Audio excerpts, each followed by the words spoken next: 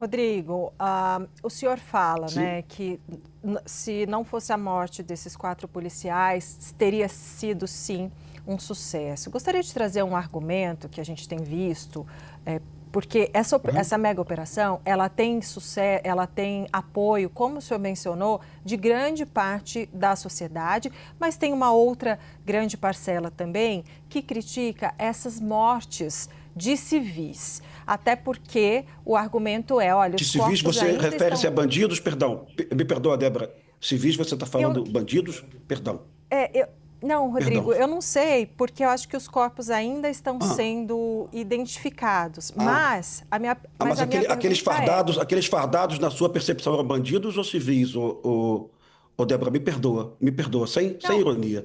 Na sua percepção, não, aqueles claro. bandidos no chão, fardados, perdão a ironia, perdão, Débora, na sua percepção verdadeira de cidadã, Pode por dizer. favor, me diga. Por Não, favor, eram Rodrigo, bandidos ou civis, Débora? Hã? olha, primeiro, a Hã? entrevista não é comigo. Acho que a minha opinião Tá, tudo pessoal bem, aqui. Só um pouquinho, sem deixa eu problema, tá concluir. ok. Hã? Rodrigo, deixa eu só concluir aqui a minha pergunta, porque eu acho que é uma Perfeito, pergunta importante. perfeito. Porque é o seguinte, Sim, infelizmente, assim, acho que não interessa muito a minha opinião pessoal, mas eu estou trazendo aqui, até porque o senhor se surpreenderia, mas eu quero trazer aqui uma visão de argumentos que estão na sociedade, Rodrigo. Então, assim, o que eu trago é, olha, não perfeito. são todos os corpos que foram identificados. A gente viu em imagens pessoas fardadas com fuzil, a gente viu pessoas, moradores, cortando as fardas das pessoas, né, eles falam, para facilitar a identificação, mas também com esse argumento de que, claro, se não fosse bandido, não estaria paramentado daquela maneira. Sim, ok.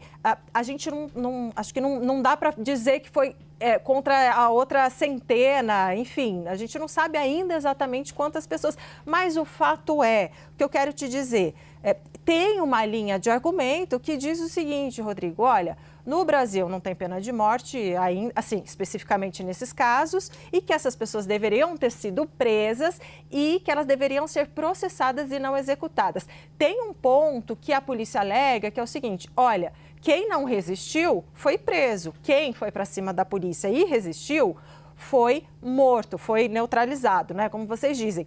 Então, eu gostaria de saber o seguinte: nesses casos, é um número realmente assim bastante grande. Se é justo, se não é justo, não cabe a mim dizer. Mas o que eu quero saber do senhor é o seguinte: como é que funciona essa decisão entre prender e matar, né? Eu acho que por isso eu quero que o senhor explique. Perfeito. Me perdoa, viu, Débora? Não se trata de uma decisão, se trata de uma circunstância. Eu queria dizer para colegas jornalistas, muitos que eu admiro, que não é bandido e polícia, como na Itália, como na França, como na Bélgica, como na Argentina. É um conflito armado não internacional. E eu vou te explicar por quê, te dando o conceito. Domínio de um território amplo por mais de 20 anos. Facções armadas em número superior a 300 bandidos, com capacidade de combate de média intensidade. Afronta ao poder democrático Estado de Direito. Ameaça ao morador. Então, tudo isso é uma classificação de conflito armado não internacional. O mundo, os jornalistas que pesquisam, chamam isso de guerra civil, ou então de uma guerra irregular.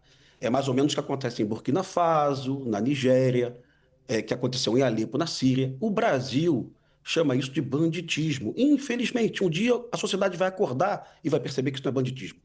Eu te preciso eu garanto para você que é impossível tentar prender 400 pessoas armadas com fuzis. Se você tiver uma lembrança legal, você vai perceber que há 4 meses o BOP tentou realizar uma operação muito parecida na Rocinha. Os policiais do BOP estavam na mata, cercaram 400 traficantes, muitos do Ceará, armados com fuzis, e naquele momento a opção do BOP foi a seguinte: não dá para tentar prendê-los. Isso aqui vai virar uma guerra sem fim, vai ter muita morte. E o comando do BOP recuou, e está tudo certo, prende depois, numa outra ocasião. Dessa vez não deu jeito. Mas eu queria lembrar a você, muito importante, que você também disse aí, tá? Você foi correta e justa, honesta, que 87 bandidos se renderam e foram presos e algemados, né? Eu queria lembrar para você que há poucos meses o BOPE prendeu nessa favela 7 bandidos armados com fuzis. Todos se renderam e foram presos.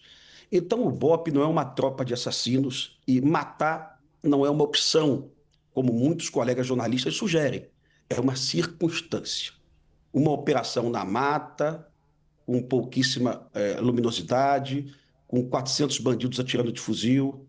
O BOPE está em proteção de defesa. A gente chama de martelo e bigorna, não é o tal muro do BOPE, não. Eu acho que o colega se expressou de uma forma errada. É uma tática militar de martelo e bigorna. Mas leve em consideração que isso não é uma operação policial, isso é uma operação de guerra. Se a gente considerar uma operação policial, você vai pensar sempre no excludente de licitude, na legítima defesa, mas não é. É uma operação de guerra e Lewandowski não acordou para isso, boa parte do jornalismo brasileiro ainda não acordou para isso. Mas essa é a verdade. Em lugar nenhum do mundo existe um confronto de 400 bandidos armados com fuzis. Lugar nenhum no mundo, viu? No mundo. Então, tenha isso na consciência, por gentileza. Tá. Eu só quero lembrar algo para você, muito importante para você entender como a coisa é politizada. Em 2008, a Polícia Militar matou 25 bandidos no Complexo do Alemão, numa operação de alta letalidade também, um combate muito intenso. 7 policiais foram feridos. E a mesma imprensa do Rio de Janeiro, os mesmos políticos de hoje, disseram o seguinte: tráfico de drogas não se combate com pétalas de rosa. O mesmo presidente, Luiz Inácio Lula da Silva. E não houve nenhum clamor, ninguém reclamou de nada, sabe? Então, eu acho que muito da reclamação é questão ideológica e política. Perceba ontem que a Benedita da Silva, ex-governadora do Rio de Janeiro, disse que a operação não tinha planejamento, tampouco não tinha inteligência. A Benedita e alguns deputados pediram a prisão do governador Cláudio Castro. Está no jornal de hoje, pode checar. E você dá uma checada no período que a Benedita foi governadora do Rio de Janeiro, 2002, ela foi governadora por 9 meses. Foi o momento de maior letalidade da história da Polícia do Rio de Janeiro. A Polícia do Rio de Janeiro matou 1.200 pessoas em 9 meses do governo Benedita. No governo Cláudio Castro, a polícia matou 600 pessoas. Quem é mais letal, Débora? Fala para mim, por gentileza. O, A Benedita ou o Cláudio Castro? Por gentileza, repita para mim quem é o mais letal. o, Que governo foi o mais letal? Hoje, a polícia que mais mata do Brasil é do PT, do Jerônimo. E ninguém está pedindo a prisão do Jerônimo, e ninguém está falando o, que a Bahia tem que sofrer intervenção, né? Pensa se realmente essa discussão nossa desse momento é técnica política. Pensa se os colegas que estão falando que a Polícia do Rio é de assassinos, né? Pensa se eles estão falando com dados corretos, se eles estão analisando isso de forma sensata, com números, com dados, né? Eu penso que tem muita gente mentindo aí, sabe? Penso que tem muita gente preocupada em fazer política quando nós deveríamos analisar as circunstâncias reais do que está acontecendo no Brasil hoje. O governo federal Rodrigo, está posso te perdido, Débora, o, perdido. deixa Pode eu, me interromper, por gentileza. Vamos lá.